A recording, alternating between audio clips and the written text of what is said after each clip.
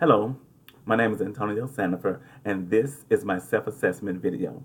So the 5 assessments that I will be talking about today is the 27 things I would do before I die, my bucket list, the lottery, my fantastic job, my passions, and my professional disposition that I will address today is communication. So the first one we'll talk about is the 27 things I would do before I die. I liked this particular assessment because it gave me the ability to look ahead to the future.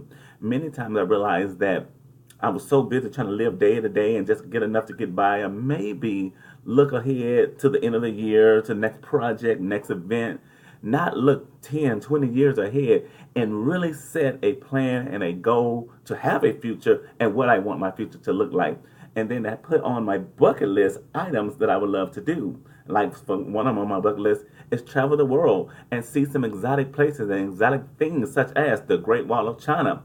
I love history because history is something that might not always been pretty or beautiful, but it's important and enriching for us to know and truly understand it. The second thing is the lottery. Many people dream of winning the lottery, but then we have no sense, no reality on what will we do with all that millions and millions of dollars. So I had the opportunity to think about that. What would I do with that? How would that truly transform my life and those around me? So I was able to think about ways to create organizations to help those in need.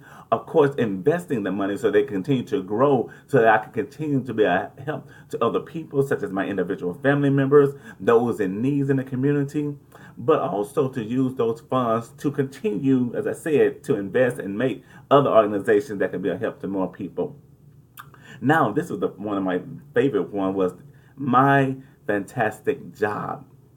I love helping people, and I would love to be a motivational speaker that just travel the world talking to people, encouraging people to believe in themselves and do what they never thought that they could do. And that ties right into my passion. My passion in life is helping people achieve their visions, their goals, their dreams in life, encourage them to do things that they never ever thought that they could do. So my fantastic job and my passions tie very closely in together.